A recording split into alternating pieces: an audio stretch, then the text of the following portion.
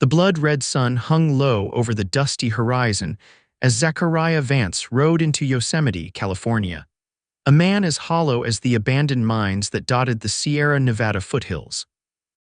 The year was 1879, and the once booming mining town had settled into a quieter existence after the initial gold rush fever had subsided. His weather-beaten face betrayed nothing as he dismounted his chestnut mare outside the only saloon still doing decent business in town. He'd buried his feelings years ago in a shallow grave somewhere between Gettysburg and the Long Trail West, and he preferred to keep them there. "New face," remarked the barkeep, sliding a whiskey across the scarred wooden counter. "Passing through or staying?" "Depends on what work there is," Zachariah replied, his voice as dry as the California summer. He tossed back the whiskey in one practiced motion, feeling the familiar burn that failed to penetrate the numbness within. Ranch hands are always needed. "Blackwell's place about 10 miles west is hiring. Pays decent if you don't mind hard work and isolation." Zachariah nodded, gesturing for another drink. "Isolation suits me fine." The saloon doors swung open, casting a momentary silhouette against the golden afternoon light. The figure that stepped through caused several heads to turn, including Zachariah's, though his expression remained impassive. She moved with purpose, her deep green dress practical but flattering, her auburn hair tied back in a loose braid that caught the lamplight. What caught his attention most, though, were her eyes, sharp, intelligent, and utterly unimpressed by the typical saloon atmosphere. "Miss Rosewood," the barkeep nodded respectfully. "Your usual?" "Thank you, Edward," she replied, taking a seat 2 stools away from Zachariah. "And any mail for me today? Just came in. I'll fetch it." Zachariah found himself studying her from the corner of his eye. She wasn't like the other women who occasionally entered the saloon, painted ladies or tired wives dragging their husbands home. There was something different about her, an independence that seemed out of place yet perfectly natural. "You're staring," she said without looking his way, accepting a glass of what appeared to be sherry from the returning barkeep. "Observing," Zachariah corrected. "And what do you observe, Cowboy?" Now she turned, meeting his gaze directly, challenging him. "A woman with business of her own," he replied simply. She smiled slightly, taking the letters the barkeep had brought. "Savannah Rosewood, I run the schoolhouse and lending library." "Zachariah Vance," he offered in return. "I run nowhere at present." "Another drifter," she observed, not unkindly. "Yosemite sees many passing through." "I hear Blackwell's ranch is hiring." Her expression shifted subtly. "It is hard work, fair pay." "They lost men in a mountain lion attack last month. Death doesn't concern me much." "No," she raised an eyebrow. "Most men at least pretend to value their lives." Zachariah shrugged. "I don't feel nothing fear, excitement, much of anything these days. Makes for steady hands in uncertain times." Something flickered in Savannah's eyes, curiosity, perhaps, or challenge. "Then let me teach you feeling slowly," she said, her voice carrying a surprising gentleness beneath its strength. "This town has a way of waking the dead parts in a person, Mr. Vance." Before he could respond, she gathered her letters, finished her drink, and stood. "If you take that ranch job, the schoolhouse is just past the church. Sunday afternoons I open the library for adults. Books can be good company when you're ready to remember what feeling something is like." With that, she departed, leaving behind the faint scent of lavender and ink, and Zachariah with the strangest sensation he'd felt in years, a flicker of curiosity. The following morning, Zachariah rode out to Blackwell's ranch. The property sprawled across a generous valley, nestled against foothills that eventually rose into the Sierra Nevada mountains. Cattle grazed on the western pastures, while the eastern side housed several corrals for horses. The main house stood 2 stories tall, painted white with green trim, a stark contrast to the weathered bunkhouse and barn that sat nearby. Robert Blackwell was a square-built man with a face weathered by decades under the California sun. His handshake was firm, his assessment of Zachariah quick and practical. "Ever worked cattle before?" he asked, leading Zachariah toward the barn. "Texas 5 years, Montana 3, Zachariah replied. Blackwell nodded. "Good, I don't need cowboys who need teaching." "Lost 3 men last month when a mountain lion spooked the herd during night watch. Need steady men who can handle themselves." "I can handle most anything that comes," Zachariah assured him, his voice even. You'll bunk with the others. 6 men total now, including you.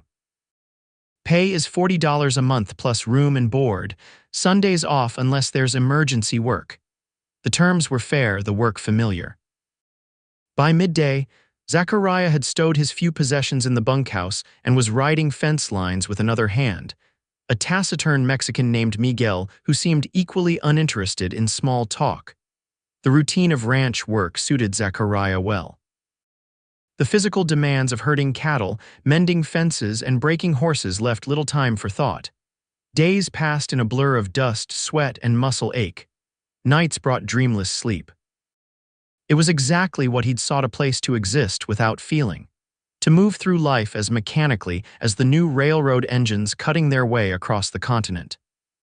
Yet each evening, as the sun set behind the mountains, Savannah Rosewood's words would echo unbidden through his mind.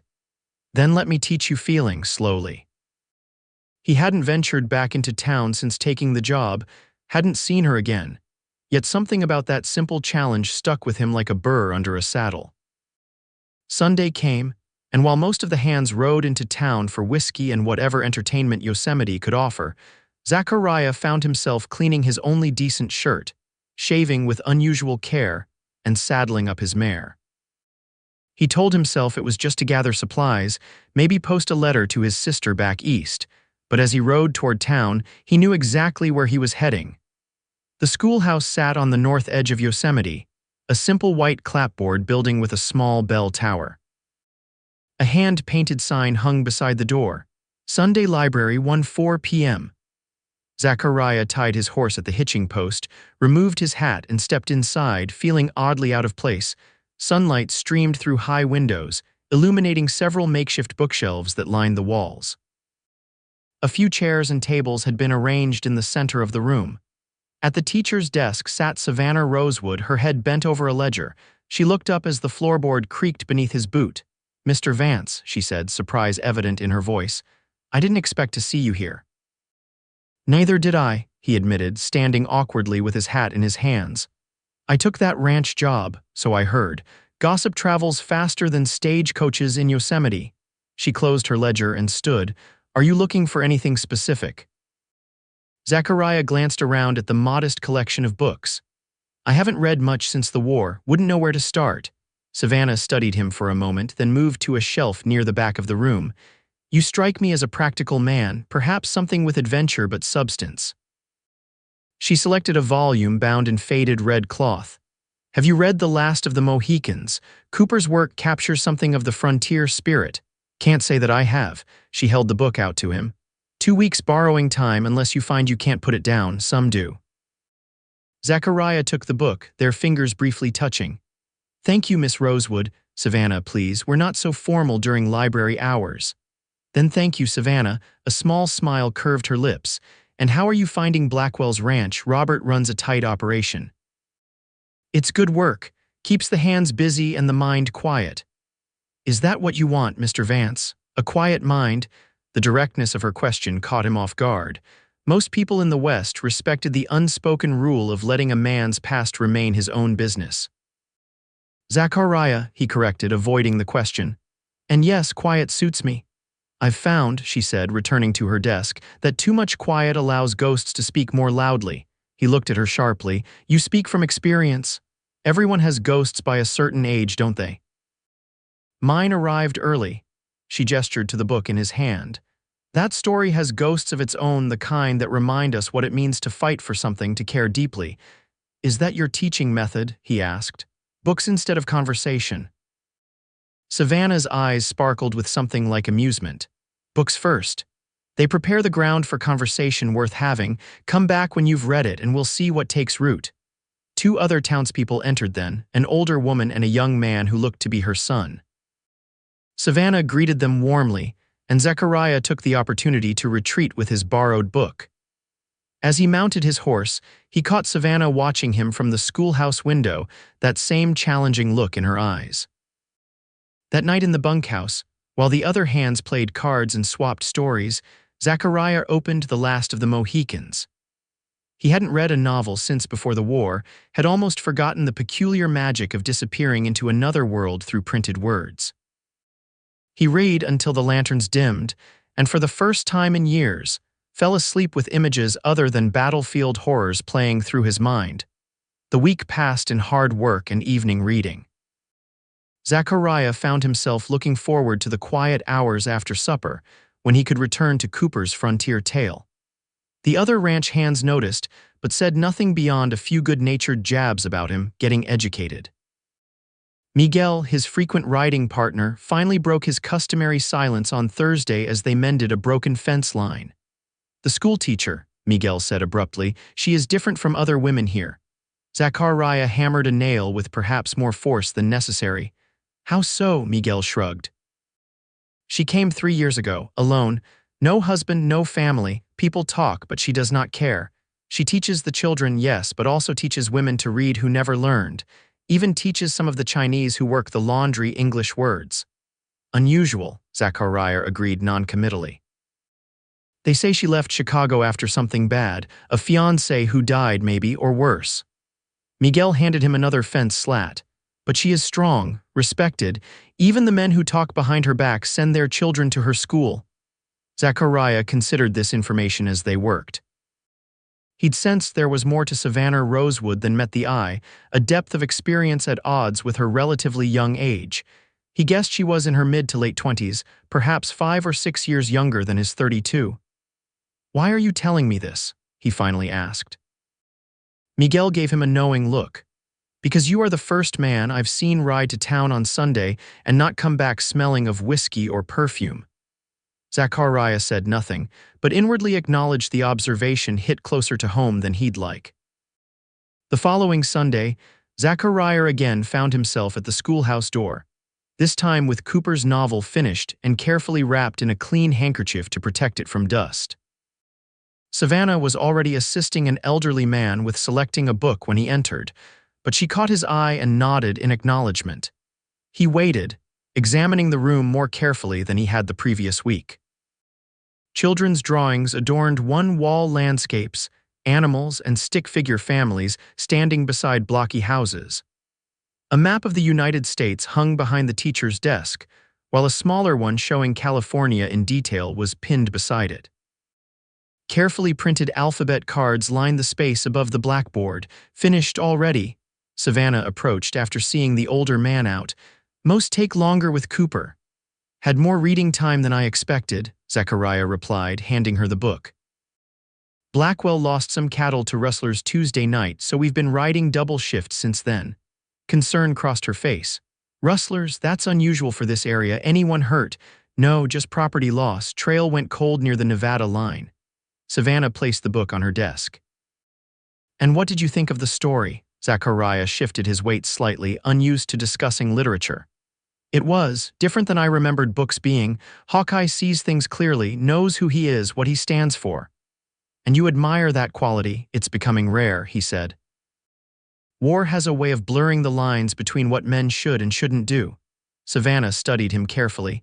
"You fought in the war between the states," Zachariah nodded once. "Union cavalry, enlisted in '63 after Gettysburg, fought till Appomattox." "You've seen more than most men here," she observed quietly. "And done things I wish I hadn't," he added, surprising himself with the admission. Savannah moved to the bookshelves, running her fingers along the spines as if seeking something specific. "Is that when you decided not to feel anything anymore?" The question was blunt, but asked without judgment. Zachariah found himself answering truthfully. "After the war, I rode with the cavalry against the Cheyenne. Did things in the name of peace that made war seem honorable by comparison. One day I realized I didn't feel the shame anymore, didn't feel the pride in a job well done either. Just nothing. Been that way since '72. Savannah selected a slimmer volume from the shelf. 7 years is a long time to be numb, Zachariah. It's safer. For whom? The question hung between them unanswered. Savannah handed him the new book. Thoreau, Walden, a different kind of frontier tale, a man seeking meaning by stripping away everything but the essentials. Their fingers touched again as he took the book, and this time Zachariah found himself noting the warmth of her hand, the slight calluses that spoke of work alongside her scholarly pursuits. "And what about you, Savannah?" he asked, suddenly wanting to shift the focus from himself. "Miguel tells me you came here alone 3 years ago from Chicago. Most women don't travel unaccompanied to mining towns." A shadow passed across her features. "Most women don't have my reasons for leaving Chicago." She straightened some papers on her desk, clearly closing the subject. "I came because Yosemite needed a teacher and I needed a fresh start. The West is forgiving that way, isn't it? Everyone is running from something or toward something." "Which are you?" She met his eyes directly. "Both, just like you." The door opened then, admitting a young woman with a small child in tow. Savannah immediately shifted her attention to them, kneeling to greet the shy little boy with a warmth that transformed her face. Zachariah, recognizing the dismissal, tucked Thoreau's book under his arm and departed. As he rode back to the ranch, he contemplated their exchange. Savannah Rosewood was as guarded about her past as he was, yet she challenged him to face his feelings while keeping hers carefully contained. It was a puzzle, and despite his best efforts to maintain his emotional distance, Zachariah found himself increasingly curious about the schoolteacher with the perceptive eyes and hidden history. The next 2 weeks followed a similar pattern: hard physical labor at the ranch, evenings spent reading Thoreau's philosophical observations, and thoughts that increasingly circled back to Savannah. Zachariah found himself noticing things he'd previously ignored: the changing colors of sunset over the mountains, the satisfaction of watching a colt he'd helped train take its first saddle, the camaraderie of shared meals with the other ranch hands. It was as if reading about Thoreau's deliberate living was slowly awakening his own senses. Each night, he'd read passages about the natural world, about living deliberately, about stripping away society's constraints to find truth. During the days, he'd catch himself observing the world with new awareness, not feeling deeply yet, perhaps, but at least noticing again. When Sunday came again, a spring storm lashed the countryside with unexpected ferocity. Most of the hands stayed in the bunkhouse, playing cards and telling increasingly outlandish stories. But Zachariah saddled his mare and rode through the downpour toward Yosemite. He told himself it was merely to return the book before it suffered water damage, but the excuse rang hollow even to his own ears.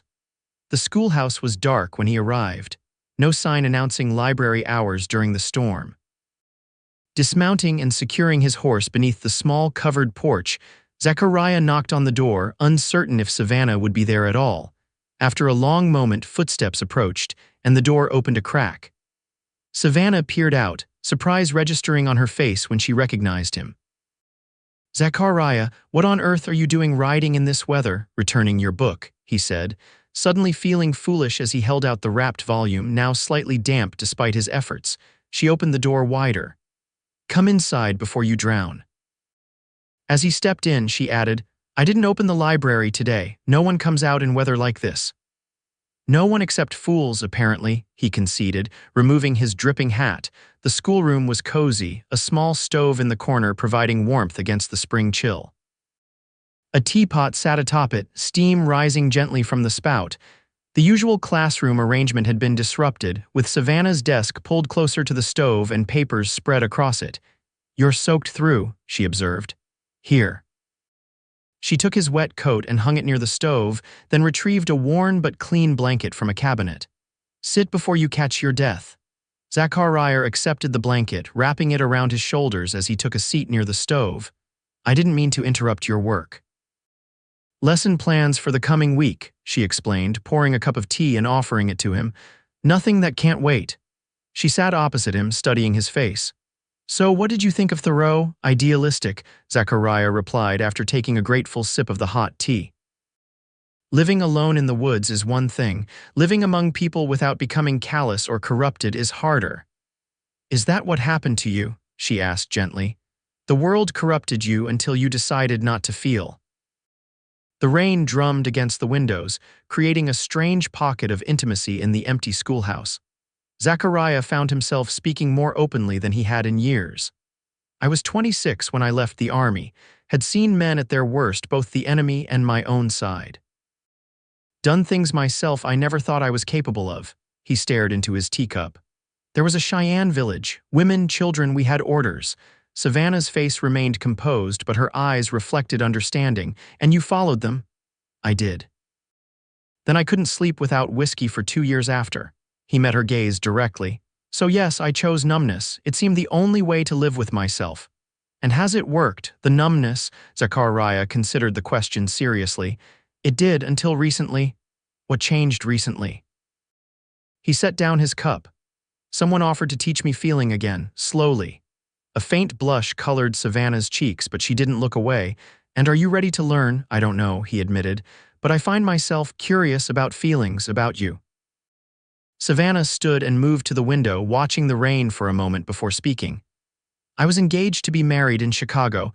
Edward was a banker, respectable, secure, everything a woman is supposed to want. She turned back to face him. 3 weeks before our wedding, I discovered he had another fiancée in St. Louis and another in Indianapolis. Zachariah remained silent, sensing she needed to tell her story without interruption.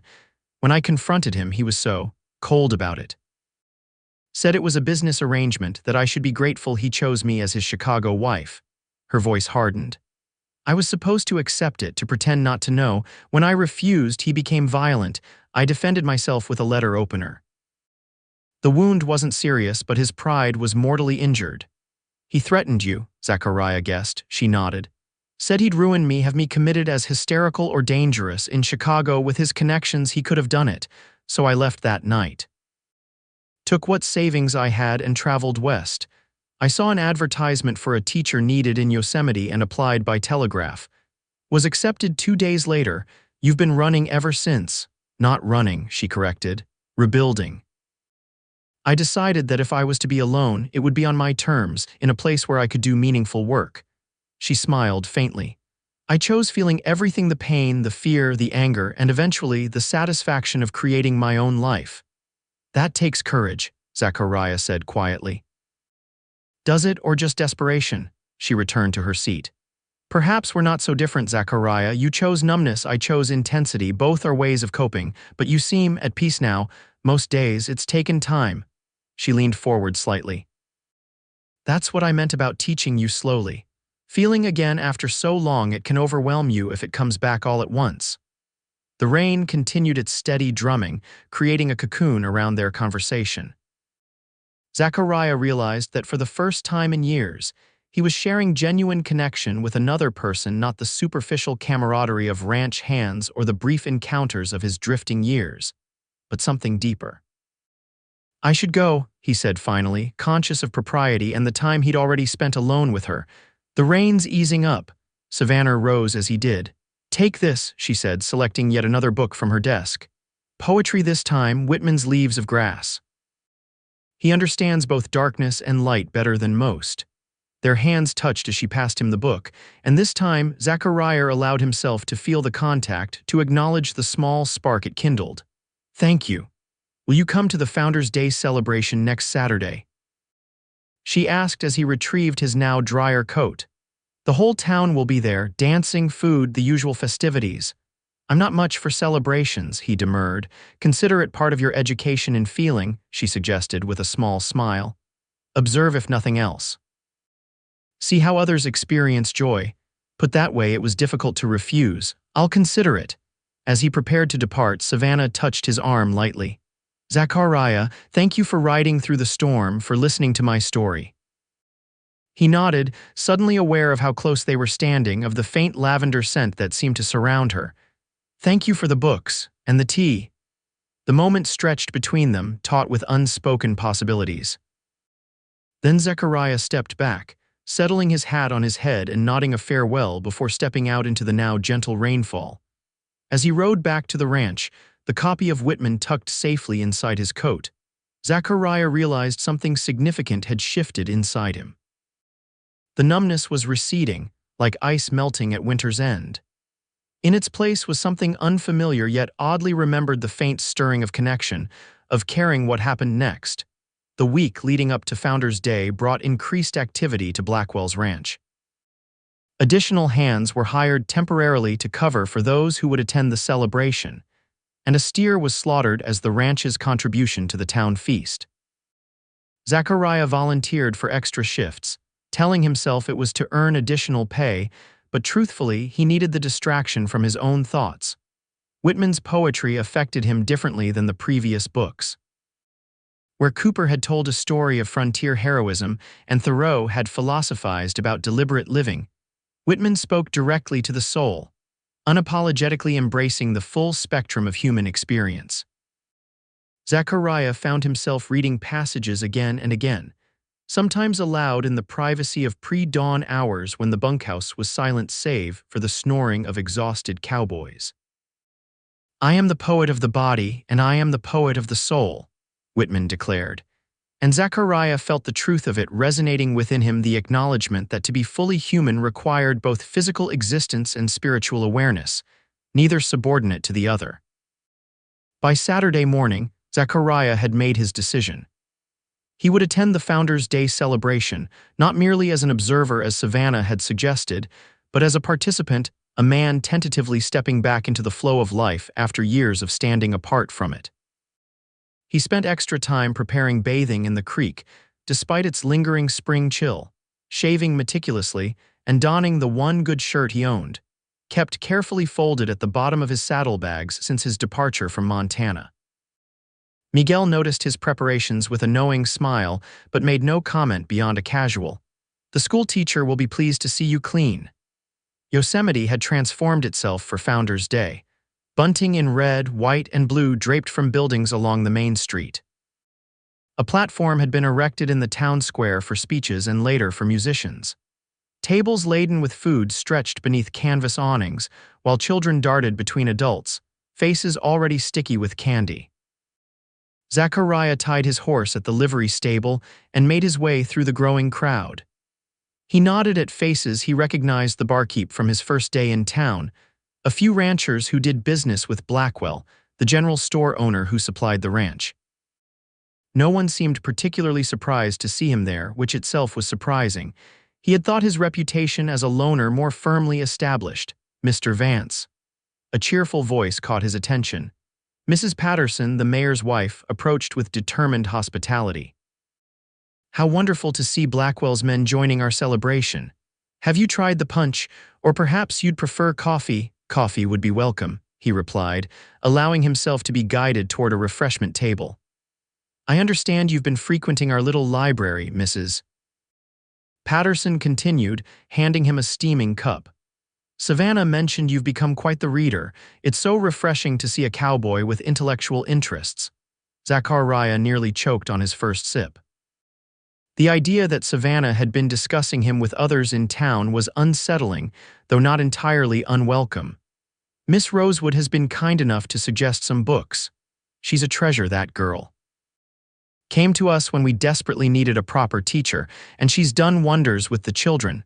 And the adult reading program was entirely her initiative." Mrs. Patterson lowered her voice. "Some thought it inappropriate for her to be unchaperoned with men during those Sunday library hours, but I told the committee education transcends such concerns." "Is she here today?" Zachariah asked, attempting casual interest. "Organizing the children's recitation, I believe. They'll perform just before the mayor's address." Mrs. Patterson pointed toward the schoolhouse. She was headed that way earlier with a flock of nervous little ones in tow. Thanking her, Zachariah drifted through the celebration, observing the interactions around him with new awareness. Families gathered in happy groups, proud parents displaying their children. Young couples walked with hands discreetly touching, stealing glances when they thought no one was looking. Older men gathered to discuss cattle prices and politics, while their wives exchanged recipes and town news. It was ordinary human connection, the kind he'd denied himself for so long, and Zachariah found himself surprisingly hungry for it. As he neared the schoolhouse, he heard children's voices raised in practice recitation, and then Savannah's encouraging tone. "Wonderful, Thomas. Just a bit louder so everyone can hear you. Emma, remember to stand straight and proud. You know this poem perfectly." Zachariah paused, not wanting to interrupt. Through the open window, he could see Savannah kneeling before a line of children, straightening a boy's collar, adjusting a girl's hair ribbon. Her own appearance was more formal than he'd seen before, a dress of deep blue that complemented her auburn hair, which was arranged in an elegant knot at the nape of her neck. One small girl looked particularly terrified, clutching a piece of paper with white-knuckled hands. Savannah noticed and took her aside, speaking softly. Zachariah couldn't hear the words, but he watched as the child's expression gradually shifted from fear to tentative confidence under Savannah's gentle guidance. The scene stirred something in him that he'd thought long dead: admiration, tinged with a deeper emotion he wasn't ready to name. In that moment, watching Savannah's patient kindness with the frightened child, Zachariah felt the numbness recede further, like shadows chased by dawn light. He was so absorbed in watching that he didn't immediately notice when Savannah glanced up and saw him through the window. Their eyes met, and she smiled a genuine, pleased smile that transformed her already lovely face into something radiant. She held up one finger in a wait gesture, then turned back to the children. A few minutes later, she emerged from the schoolhouse, the children following in an orderly line headed toward the town square. "You came," she said simply, falling into step beside him as they followed the children. "I did," he replied, "figured it was time to see how the other half lives." "The feeling half." There was gentle teasing in her voice, "something like that." He gestured toward the departing children. "They seem well prepared. They've worked hard." "It's a poem about California's natural beauty. I thought it fitting for Founders' Day." She studied him for a moment. "You look different today." "Clean shirt," he offered. "It's not just the shirt." Her eyes met his with that now familiar directness. "There's something different in your eyes." Before he could respond, the mayor's booming voice called for everyone's attention, announcing the children's recitation was about to begin. Savannah excused herself to join her pupils, leaving Zachariah to find a place among the gathered townspeople. The children performed admirably, their young voices rising clear and strong in the spring air as they described the majesty of California's mountains, valleys, and coastline. Zachariah found himself particularly watching the previously frightened little girl, who delivered her lines with only a slight tremor, her eyes fixed on Savannah's encouraging face the entire time. When they finished, the crowd erupted in applause, proud parents rushing forward to embrace their children. Zachariah remained where he was, observing the joyful chaos until Savannah made her way back to his side. "They were excellent," he told her sincerely. "They were, weren't they?" Pride colored her voice. Even little Sarah, who was convinced she'd forget every word. "You have a gift with them. They have gifts of their own. I just help uncover them." She glanced toward the platform where the mayor was preparing to speak. "This will go on for at least half an hour. Would you like to walk instead? I could use some quiet after the excitement." The suggestion surprised him, but Zachariah nodded, and they slipped away from the crowd, strolling toward the edge of town where buildings gave way to open countryside. They walked in comfortable silence for several minutes, the sounds of the celebration fading behind them. "Did you read Whitman?" Savannah asked finally. "I did. He's different, bolder than the others." "And what did you feel reading his words?" Zachariah considered the question carefully. "Recognition, I think. He sees the world as it is, both beautiful and terrible, and embraces all of it." "I am larger, better than I thought. I did not know I held so much goodness," Savannah quoted softly. "That's the passage that most affected me when I first read him. The idea that we contain more than we realize, more capacity for joy, for healing, for growth." They had reached a small creek that marked the town's boundary. A fallen log provided a natural bench, and by mutual agreement they sat. The afternoon sun dappled through cottonwood leaves, creating shifting patterns on the ground before them. "Why did you decide to help me?" Zachariah asked abruptly. "That first day in the saloon, you could have just dismissed me as another drifter, another man claiming to feel nothing." Savannah was quiet for a long moment, watching the water flow over smooth stones. "Because I recognized something in you," she finally said. "A quality beneath the numbness, intelligence, integrity perhaps, and because—" She hesitated, and Zachariah waited, sensing the importance of what she was about to say. "Because I understand choosing not to feel as a means of survival," she continued. "After what happened in Chicago, I tried it myself for a time. It's seductive, that numbness, safe. But eventually I realized it was just another prison, one of my own making. "And you escaped," he observed. "I'm still escaping," she corrected. "Every day is a choice to feel, to engage, to be vulnerable despite knowing how badly it can hurt." She turned to face him directly. "When I saw you in the saloon, claiming to feel nothing with such certainty, I recognized the prison. And I wanted to offer you a key, the same way books and teaching offered one to me." The honesty of her admission touched something deep within Zachariah, a place long sealed away. "I'm beginning to think you might succeed," he said quietly. Savannah's eyes widened slightly, and for once, she seemed at a loss for words. In the silence, Zachariah found himself studying her face, the intelligence in her clear eyes, the slight freckles across her nose that spoke of time outdoors, the soft curve of her mouth. "Zachariah," she began, but whatever she intended to say was interrupted by the distant sound of shouting from the direction of town. They both stood, instantly alert. The shouting grew louder, accompanied by what might have been a gunshot. "Stay here," Zachariah instructed, already moving toward the commotion.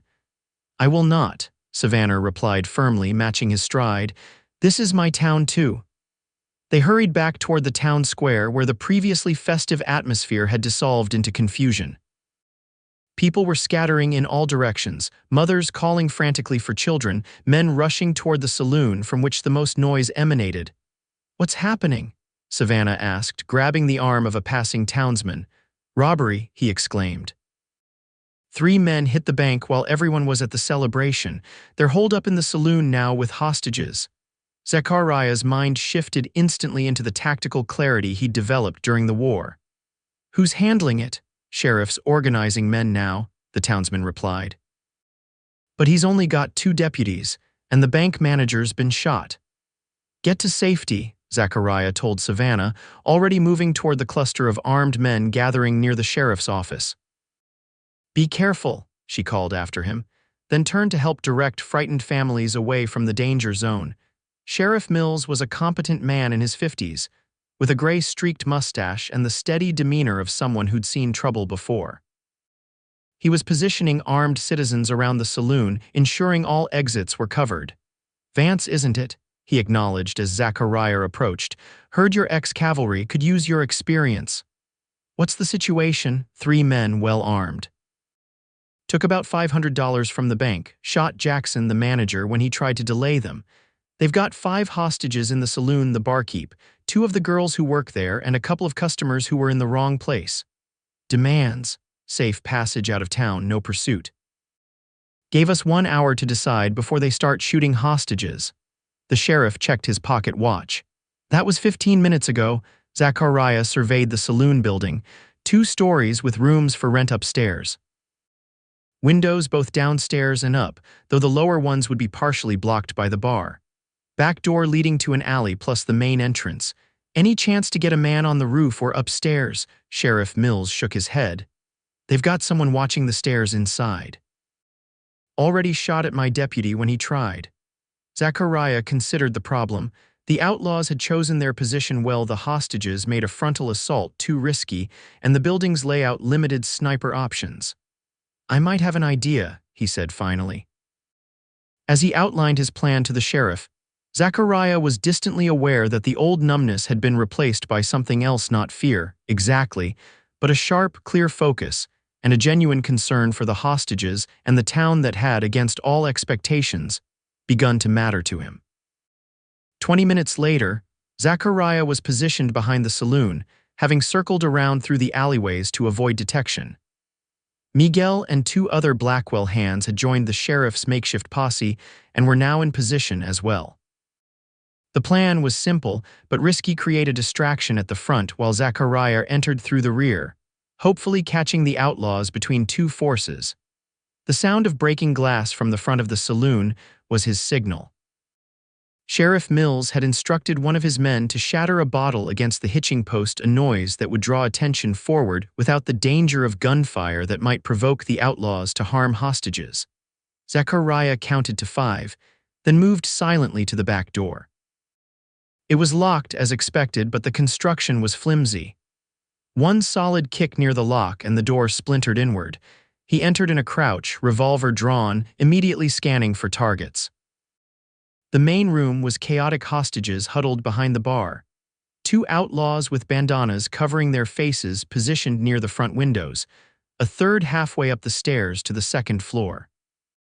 All three swung toward the unexpected intrusion, momentarily confused by the dual threats from front and back. "Drop your weapons," Zachariah commanded, his voice carrying the authority of military experience. The outlaw on the stairs fired first, the bullet splintering the doorframe inches from Zachariah's head. He returned fire in one fluid motion, hitting the man in the shoulder and sending him tumbling down the steps. The other two reacted quickly, one diving behind an overturned table, the other grabbing the nearest hostage, one of the saloon girls, and pressing a gun to her head. "Back off or she dies," he shouted. Everything slowed for Zachariah in that moment. He was distantly aware of the sheriff's voice from outside, of the wounded outlaw moaning on the floor, of the frightened whimpers from the other hostages. But his focus narrowed to the man holding the girl, to the slight tremor in the hand holding the gun, to the eyes visible above the bandana wide, desperate, young. "You don't want to do that, son," Zachariah said, keeping his own weapon steady but making no move closer. "There's no way out of here that ends well for you if you harm her. Shut up, just everyone shut up and let us think." The outlaw's voice cracked with panic. The third man behind the table was more calculating. "We still have hostages, mister. You kill me, my partner kills the girl." "Then what's your play?" "My play," Zachariah replied calmly, "is to point out that you're surrounded, your friend is bleeding out, and the money's not worth dying for. Even if you shoot your way out of this building, you won't make it out of town alive." "We ain't going to prison," the man behind the table snarled. "Doesn't have to end that way," Zachariah said, an idea forming. "You let the hostages go now, surrender your weapons, and I'll personally guarantee you get a fair trial. No lynch mob, no shooting in the back while trying to escape. A real trial with a proper defense." "Why should we believe you?" the younger outlaw demanded, though Zachariah noticed his gun hand had steadied somewhat. "Because I've seen enough killing," Zachariah answered simply. "And I'm guessing you boys have too, or you wouldn't be so desperate."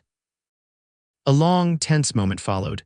Outside, the sheriff was calling for a report, growing impatient. The wounded man had gone quiet, either unconscious or exercising remarkable control over his pain. Finally, the man behind the table spoke. "How do we know your sheriff will honor your guarantee?" "Because I'll be watching to make sure he does," Zachariah promised. "And because I suspect you've got people who'd rather see you in prison than in a pine box. Am I right?" The younger outlaw's eyes flickered, confirming Zachariah's guess. "These weren't hardened killers, just desperate men who'd made a terrible choice." "Let the girl go, son," Zachariah urged gently. "Let's end this without any more bloodshed." Incredibly, the young man lowered his weapon and released the saloon girl, who immediately scrambled away to join the other hostages behind the bar. After another tense moment, the man behind the table stood slowly, placing his gun on the floor. "Your word," he said to Zachariah, "about the trial." "My word," Zachariah confirmed. The next few minutes were a blur of activity as Sheriff Mills and his deputies rushed in to secure the outlaws and free the hostages. The wounded man was still alive and carried to the doctor's office under guard. The bank money was recovered intact, and the hostages, though shaken, were unharmed. Through it all, Zachariah maintained a strange sense of clarity. The numbness hadn't returned in the crisis, quite the opposite. He'd felt intensely present, aware of every detail, every risk and possibility. And what had driven him wasn't just tactical thinking, but genuine concern for the lives at stake, the hostages, the townspeople, even the misguided outlaws themselves. As the sheriff supervised the transport of the prisoners to the jail, he paused beside Zachariah. "That was good work in there, Vance. Clean, professional. Where'd you learn to handle yourself like that?" "War teaches some lessons that stick," Zachariah replied. "Well, I'm grateful. Could have gone much worse." The sheriff extended his hand. "If you ever get tired of punching cows, there's a deputy's badge available." Zachariah shook the offered hand but made no promises. His mind was already elsewhere, scanning the dispersing crowd for a particular face. When he finally spotted Savannah standing with a group of townspeople near the doctor's office, the relief he felt was profound and undeniable. She saw him at the same moment and broke away from the group, hurrying toward him. Before he could speak, she had embraced him tightly, her face pressed against his chest. "You're all right," she murmured, then stepped back quickly, seemingly embarrassed by her impulsive action. "I mean, everyone's saying how you managed to end it without any more casualties." "It could have gone either way," he admitted. "But yes, I'm all right." Savannah studied his face intently. "What did you feel in there, Zachariah, in that moment when everything hung in the balance?" It was a profound question, one that cut to the heart of his transformation. "Everything," he answered honestly. "Fear, determination, hope that no one else would die, clarity." He paused, then added more quietly, "Alive. I felt alive." Her eyes glistened with what might have been unshed tears. "That's what I wanted for you, not danger, never that, but aliveness. The full experience of being human again." "Your teaching methods are unconventional, Miss Rosewood," he said with the ghost of a smile. "I didn't expect bank robbers to be part of the curriculum." "Neither did I," she admitted, returning his smile. "But life has its own lessons to impart, beyond what any book can teach." The Founders' Day celebration was effectively over, the festive mood shattered by the day's events. As the sun began to set, townspeople drifted homeward, the planned dance and evening festivities postponed to a later date. Zachariah found himself walking Savannah back to her small house on the edge of town, neither of them quite ready to part. "Will you keep your promise to them?" she asked as they approached her door. "About ensuring a fair trial." "Yes," he replied without hesitation. "The youngest one couldn't be more than 18, made a terrible mistake, but he doesn't deserve to die for it." Savannah nodded approval. Mercy is another form of feeling, perhaps one of the most important. They had reached her porch, a small, neat structure with flowering vines beginning to climb the trellis beside the door. Zachariah suddenly felt awkward, uncertain of the protocol for ending such an extraordinary day. Savannah solved the dilemma by speaking first. "Would you like to come in for tea? After today, I don't think I could sleep yet anyway." The invitation was innocent enough her standing, as the town's teacher gave her certain liberties that other unmarried women might not enjoy, but still represented a significant step in whatever was growing between them. Zachariah hesitated only briefly before nodding. Tea would be welcome. Her home was modest, but distinctly personal. Bookshelves lined every available wall space, interspersed with small watercolor paintings of local landscapes. A desk near the window was covered with papers, likely student work and lesson plans. The furniture was simple but comfortable, with colorful quilts adding warmth to the plain wooden chairs and small sofa. "It's not much," she said, watching him take in the space, "but it's mine, my first real home that wasn't my parents' or a boarding house." "It suits you," he observed. "Books everywhere, but also art, order with touches of wildness." She laughed softly. "What an astute observation. Perhaps you should have been the teacher." As she busied herself preparing tea, Zachariah found himself drawn to her bookshelves, examining the titles.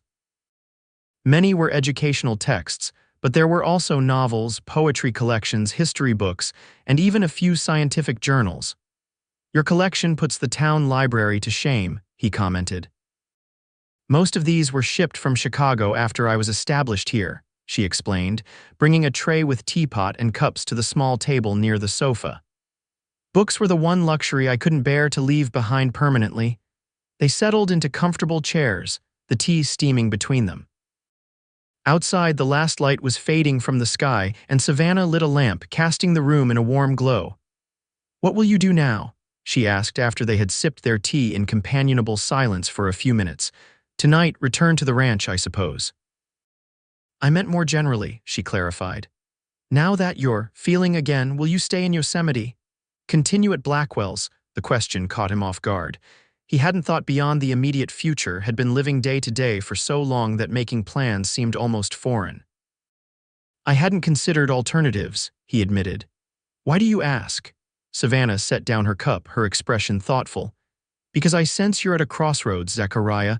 The man who rode into town claiming to feel nothing is not the same man sitting in my parlor tonight. And I wonder if the life that suited that first man will satisfy the second." Her perception was unsettling yet accurate. "And what life would you suggest might satisfy the second man?" he asked, watching her face carefully. "I wouldn't presume to say," she replied. "That's for you to discover." but I think it might involve more connection than isolation, more purpose than mere survival. Like teaching, he suggested, or law enforcement as the sheriff proposed, perhaps, or something else entirely. She hesitated, then added softly, I only know I hope whatever you choose allows you to remain in Yosemite. The admission hung in the air between them, more significant for what it implied than what it stated directly. Zachariah set down his own cup and leaned forward slightly. Savannah, he began, then paused, organizing his thoughts. These past weeks since meeting you, I've experienced more than I have in years. Not just because of the books, though they've been part of it. Because of you, your challenge, your example, your presence in my life. Her cheeks colored slightly, but she met his gaze steadily. I'm glad, though I can't take credit for your awakening. You were ready whether you knew it or not. Perhaps, he conceded, but you were the catalyst, and I find myself. He hesitated, the words unfamiliar after so long. I find myself caring what happens next, caring especially about us, she echoed softly, her eyes never leaving his. If there could be an us, he clarified, if that's something you might want. Savannah was silent for a long moment, her expression thoughtful. When she finally spoke, her voice was gentle but firm. Zachariah, what I want is for you to continue this journey you've begun, to fully reclaim your capacity for feeling all feelings, not just those stirred by crisis or by me. You think it's too soon, he realized. I think, she said carefully, that true connection must be built between two whole people. You're rediscovering who you are, what you want from life. I don't want to be the sole focus of that awakening. That would be fragile, unsustainable. Though disappointed, Zachariah recognized the wisdom in her words. You're not rejecting the possibility, he said, seeking clarification. No, she replied with a small smile. Quite the opposite, I'm protecting it, giving it time to root deeply if that's where we're headed. Relief flooded through him, followed by a new emotion, admiration for her insight, her patience, her willingness to nurture what was growing between them without rushing its natural development. Then I'll continue my education, he said, returning her smile. In feeling, in living. In becoming whole again. And I'll continue teaching, she promised. Both my students and you, if you're willing. I am. The moment between them was both tender and charged with possibility, not for the immediate future, perhaps, but for what might develop with time and care. By mutual, unspoken agreement, they returned to less consequential conversation for the remainder of Zachariah's visit, discussing books, sharing observations about the town, and gradually revealing more of their respective pasts. When Zachariah finally rose to leave, the night was fully dark, stars visible in the clear sky above Yosemite. At the door, he paused, overcome with a sudden, powerful urge to kiss Savannah goodnight. She must have read the intention in his eyes, for she stepped back slightly, shaking her head with gentle reproach. Slowly, remember? She reminded him softly. Slowly, he agreed, though not without regret. Good night, Savannah, and thank you. For what? For believing there was something worth awakening in me, even when I didn't believe it myself. Her smile in response was worth more than any kiss would have been, a promise of deeper connection to come when they were both ready. As Zachariah rode back to Blackwell's ranch under the star-filled sky, he felt a profound sense of possibility that had been absent from his life for years. The future stretched before him not as an empty road to be endured, but as a landscape rich with potential for purpose, for connection, for feeling every moment fully.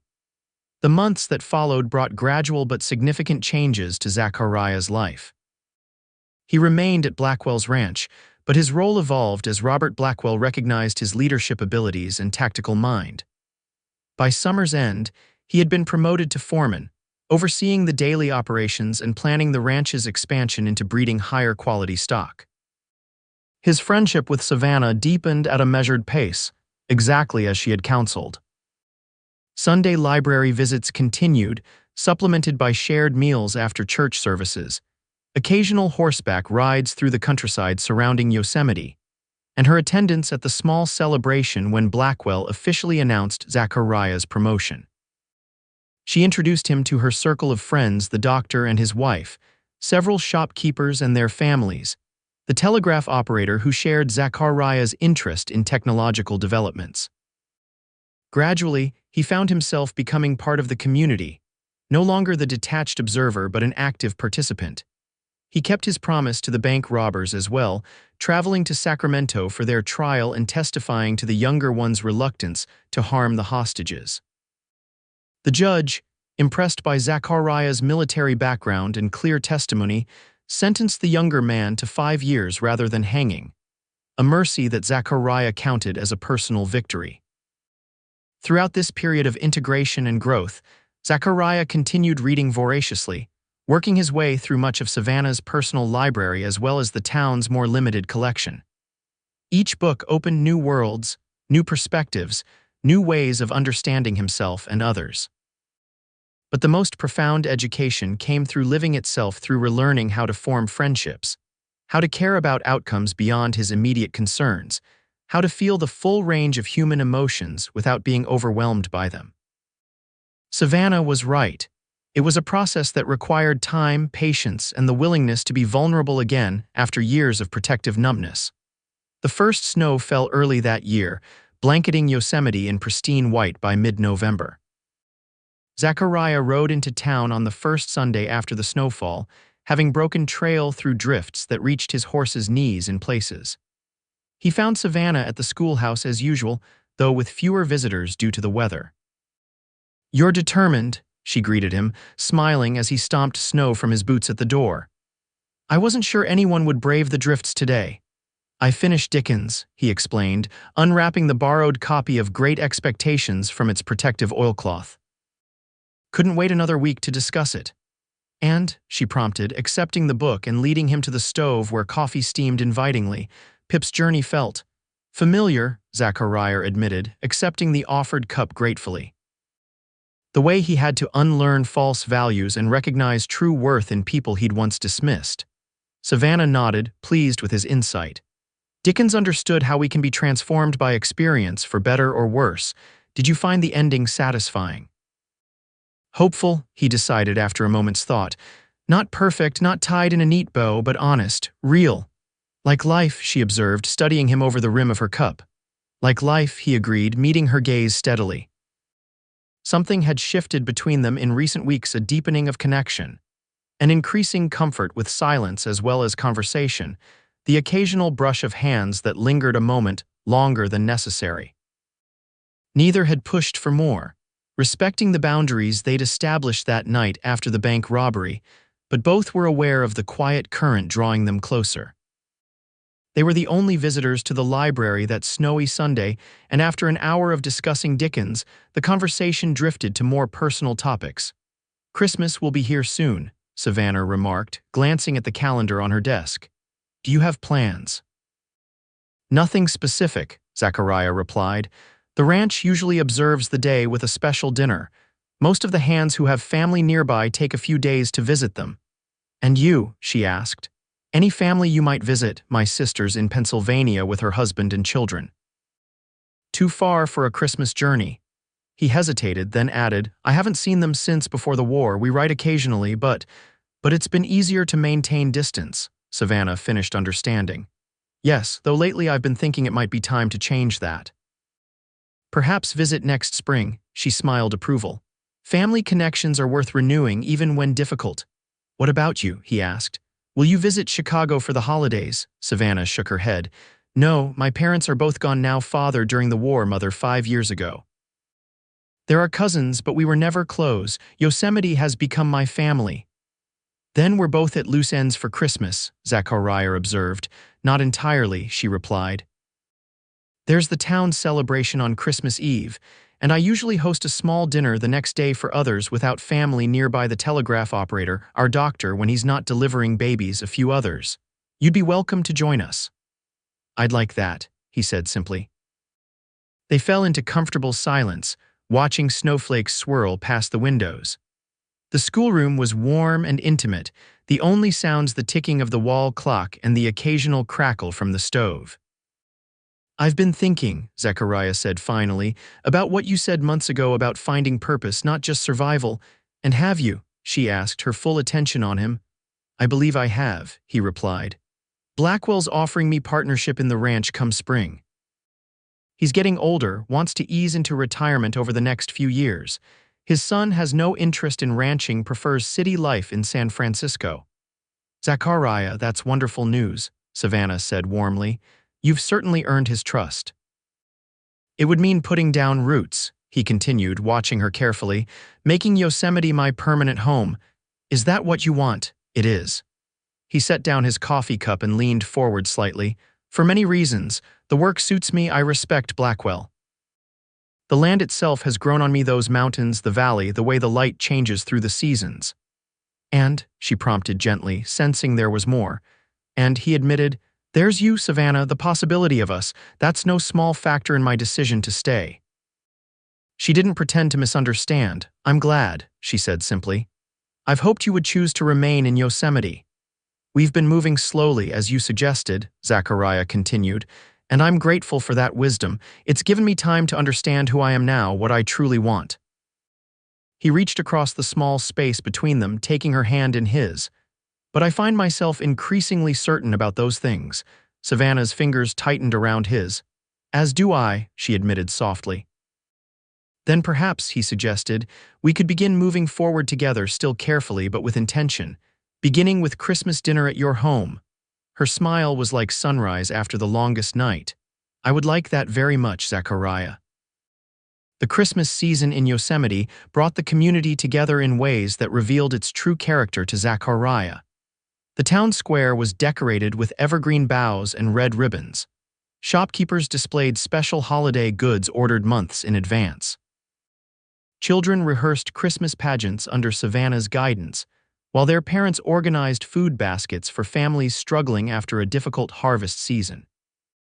Zachariah found himself increasingly involved in these preparations, delivering food baskets to outlying farms on behalf of the church committee, helping construct a temporary stage for the children's performance, even reluctantly agreeing to play Santa Claus for the youngest pupils after the regular volunteer fell ill. The Christmas Eve celebration exceeded his expectations. The entire town gathered in the square despite the cold, sharing mulled cider and singing carols around a massive pine tree decorated with paper stars and candles. The children's pageant drew tears and laughter in equal measure, particularly when one shepherd boy forgot his lines and improvised a lengthy description of his family's new puppy instead. Through it all, Zachariah was aware of Savannah nearby, directing the children, serving refreshments, playing the church piano for the caroling, her face alight with the simple joy of community celebration. Several times their eyes met across the crowded square, exchanging private smiles that spoke of deepening connection. When Christmas morning dawned clear and cold, Zachariah rose early, carefully wrapping the gift he'd ordered specially from San Francisco weeks earlier. After attending the brief church service, he returned to the ranch to change into his best clothes before riding back to town for dinner at Savannah's home. She greeted him at the door, lovely in a deep green dress with holly sprigs pinned at her collar. The small house was transformed by evergreen garlands, red candles, and the delicious aromas of roasting turkey and spiced apples. "Merry Christmas," she welcomed him, accepting the wrapped package he offered with surprise. "You didn't need to bring a gift." "I wanted to," he replied simply, following her inside where several guests had already gathered: the telegraph operator and his elderly mother, the young doctor and his pregnant wife, and to Zachariah's surprise, Sheriff Mills. The dinner was everything a Christmas celebration should be: good food shared with good company, stories and laughter, the warmth of belonging that Zachariah had forgotten could exist. As the afternoon progressed into evening, guests gradually departed until only Zachariah remained, helping Savannah clear the last dishes from the table. "Thank you," she said as they stood side by side at her small sink, washing and drying the plates, "for making this day special." "I should be thanking you," he countered, "for including me in your tradition." When the kitchen was tidy, they moved to her small parlor where a fire burned cheerfully in the grate. The package Zachariah had brought still sat unopened on a side table. "May I open it now?" Savannah asked, gesturing toward the gift. "Please," he nodded, suddenly nervous about his selection. She unwrapped the package carefully, preserving the paper as women often did. Inside was a book, a fine leather-bound edition of Walt Whitman's complete works, much more elegant than the well-worn copy she had lent him months ago. "Zachariah," she breathed, running her fingers over the embossed cover. "It's beautiful. Open it," he urged quietly. She did, finding an inscription on the flyleaf in his careful handwriting. "To Savannah, who taught me to feel again, we were together. I forget the rest, with deepest gratitude and affection, Zachariah." The quote was from Whitman, one of his simpler yet most profound observations on the importance of human connection. Savannah read it twice, then looked up at him with eyes that shimmered in the firelight. "I have something for you as well," she said, rising to retrieve a small package from her desk. "Though it seems modest compared to your gift." Zachariah unwrapped it to find a journal bound in soft brown leather, its pages blank and waiting. "For your thoughts," Savannah explained. "Now that you're feeling them again, they deserve to be preserved." "It's perfect," he told her sincerely. "Thank you." They sat in companionable silence for a few moments, watching the fire dance and listening to the occasional pop of sap from the pine logs. Outside, the winter night had fallen completely, stars visible through the small parlor window. "I've been writing to my sister," Zachariah said finally. "Really writing, not just the cursory updates I used to send, telling her about Yosemite, about the ranch partnership, about my life here." "I'm glad," Savannah replied. "Has she responded?" "Yes, she wants me to visit in the spring, as I mentioned, to meet her children, my niece and nephews." He smiled slightly. "She also expressed particular interest in meeting you." Savannah raised an eyebrow. "Me, what have you told her?" "The truth," he said simply. "That I met a remarkable woman who challenged me to feel again when I thought that part of me was dead forever. That she's been teaching me, slowly and patiently, how to be fully alive." Zachariah. She began, but he continued, needing to express what had been building within him for months. "I told her that this woman is brilliant and kind, stubborn and principled, that she loves books and children and this town with equal dedication. That when I'm with her, I remember who I was before the war, but I also discover who I can be now, someone better, perhaps, than I ever was before." He reached for her hand, which she gave willingly. "I told my sister that I'm falling in love with you, Savannah." Slowly, as you instructed, but completely. Tears gathered in Savannah's eyes, though her smile was radiant. "You've become an eloquent man, Zachariah Vance." "Only about what matters most," he replied, "and you matter most to me now." She moved closer on the small sofa they shared, her hand still in his. "I've been falling too," she admitted softly. "Despite my caution, despite knowing the risks of opening my heart again after Edward's betrayal. You've shown me what a good man truly is, not through grand gestures, but through daily integrity, through the way you've embraced feeling again despite the pain that comes with it." Zachariah lifted his free hand to gently touch her cheek. "May I kiss you, Savannah?" "I think we've moved slowly enough to warrant that step." Her answer was to lean forward herself, meeting him halfway. Their first kiss was gentle, a tentative exploration quickly deepening into something more profound. When they finally parted, both were breathing unevenly, wonder reflected in their eyes. "Worth waiting for," Zachariah murmured. "Just the beginning," Savannah promised, nestling against him as they watched the fire together, content in the knowledge that their journey had only just begun. Spring brought new life to Yosemite and the surrounding countryside. Wildflowers carpeted the meadows, trees budded with tender green leaves, and creeks swollen with snowmelt rushed toward the valleys below. On Blackwell's ranch, calves and foals added to the growing herds, their awkward gambols a daily reminder of nature's resilience and renewal. For Zachariah and Savannah, the thawing land mirrored their own blossoming relationship. Winter's careful courtship had given way to deeper attachment, their feelings growing as naturally as the returning grasses. They were frequently seen together in town, attending church services, sharing meals at the hotel restaurant, walking arm in arm through the evening streets. Gossip, inevitable in a small community, was largely approving. The schoolteacher and the soon-to-be ranch partner made a handsome couple, everyone agreed, both respected for their contributions to town life. A few romantic souls even claimed credit for matchmaking, though none had actually played any role in bringing them together. Zachariah had indeed become Blackwell's partner with the spring, signing papers that gave him 1/4 ownership of the ranch immediately, with provisions for increasing his share as Blackwell gradually retired.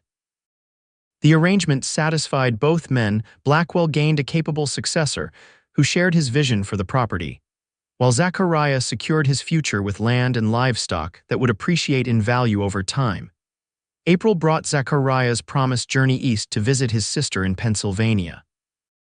Though reluctant to leave Savannah and his new responsibilities, he recognized the importance of reconnecting with family he'd neglected for too long. The 2 weeks spent with his sister Helen, her husband James, and their 3 children proved more healing than he'd anticipated. Helen had preserved their parents' photographs and family Bible, sharing memories of their childhood that Zachariah had almost forgotten. His nephews, ages 10 and 8, were fascinated by his stories of the West, carefully edited for young ears, while his 5-year-old niece simply adopted him as her favorite climbing post, frequently demanding Uncle Zach carry her on his shoulders. Most significant were his conversations with Helen late in the evenings after the children were asleep. She remembered the bright, idealistic young man he'd been before the war, and gently helped him reconcile that earlier self with the man he'd become. She also, to his mingled embarrassment and pleasure, thoroughly approved of Savannah based on his descriptions and the few letters they had exchanged directly. "You're healing, Zach," Helen told him the night before his departure. "I can see it in your eyes, hear it in your voice. There's life in you again, purpose." "Savannah deserves much of the credit for that," he acknowledged. "Don't sell yourself short," his sister admonished. "She may have sparked the change, but you did the hard work of feeling again, of building a new life." She squeezed his hand. "I'm proud of you, brother, and I think mother and father would be too." Returning to Yosemite felt like coming home in a way Zachariah hadn't experienced since his parents' house in his youth. The familiar mountains rising on the horizon, the ranch buildings coming into view as he rode the final miles from the stage stop, and most of all, Savannah waiting for him with undisguised joy on her face, all confirmed that he belonged here now. That evening, as they walked along the creek bank near her house, sharing news of their 3 weeks apart, Zachariah made a decision that had been forming in his mind throughout his journey east. "I've been thinking," he began, as they paused to watch the sunset paint the distant mountains in gold and crimson. "A dangerous pastime," Savannah teased, echoing one of their favorite literary references. He smiled, then grew serious. "These past months with you have been the happiest of my adult life, Savannah. You've taught me not just to feel again, but to hope, to connect, to build something lasting." She turned to face him fully, perhaps sensing the significance of his words. "You've done the same for me, Zachariah. Helped me trust again when I thought I never could."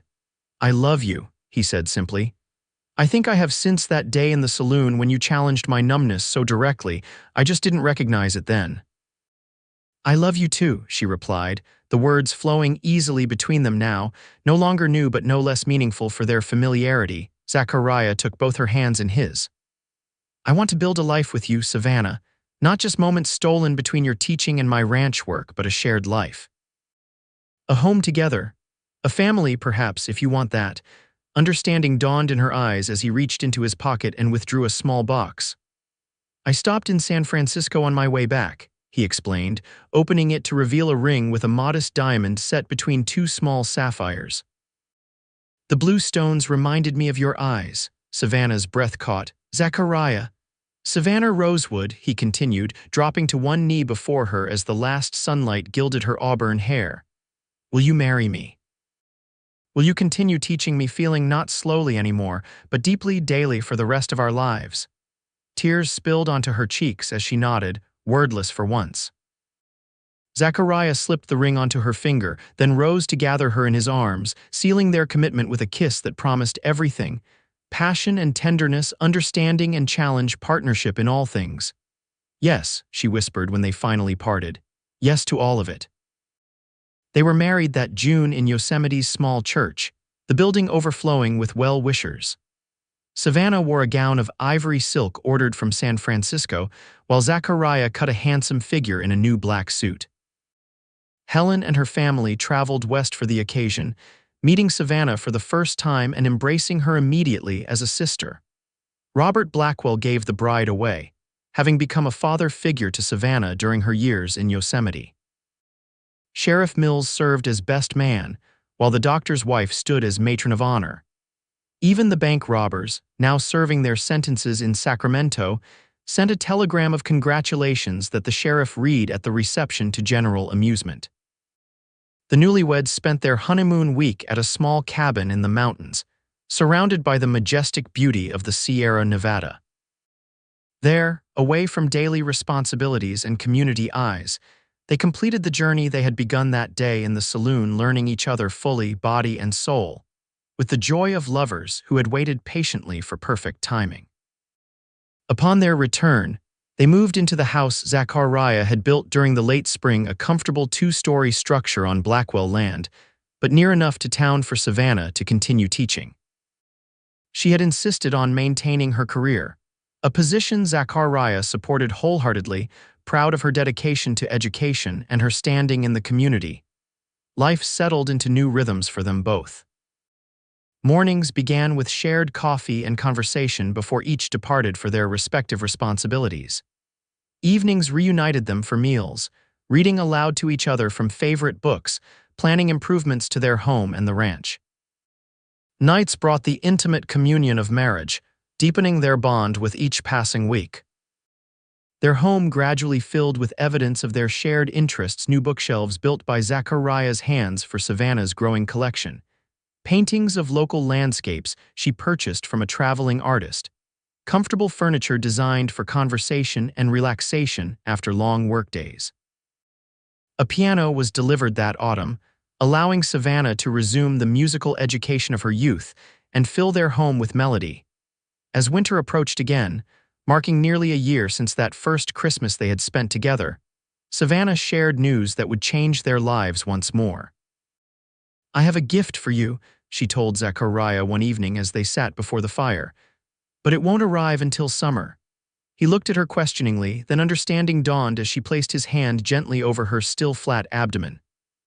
"Savannah," he breathed, wonder and joy mingling in his voice. "Are you certain? The doctor confirmed it yesterday." She nodded, her eyes shining. "Our child will join us in July, God willing." Zachariah gathered her carefully into his arms, overcome with emotion.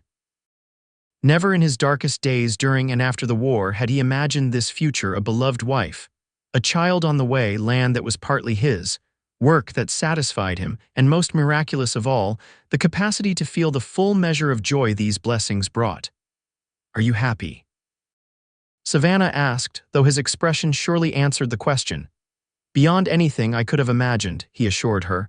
"When I rode into Yosemite that day, claiming to feel nothing, I never dreamed that I would teach you feeling," she finished, smiling through tears of her own. "I think we've taught each other, my love, and we'll keep learning together." Slowly, he reminded her, echoing her words from their first meaningful exchange. "No," she corrected gently, placing his hand again over the new life growing within her. "Fully, completely, with everything we are." As snow began to fall outside their window, blanketing their part of California in pristine white, Zachariah Vance held his wife close, grateful beyond words for the journey that had brought them together, and the future they would build, a future rich with feeling, with purpose, with the love he had once thought forever beyond his reach. Years would pass, bringing 3 children, 2 sons and a daughter, to their growing family. The ranch would prosper under Zachariah's management, eventually becoming solely his when Robert Blackwell finally retired to San Francisco. Savannah would continue teaching for decades, influencing generations of Yosemite's children while raising her own. There would be challenges, of course, drought years that threatened the herds, illness that briefly darkened their door, the inevitable conflicts that arise in any marriage of strong-willed individuals. But through it all, Zachariah never returned to the numbness that had once defined him.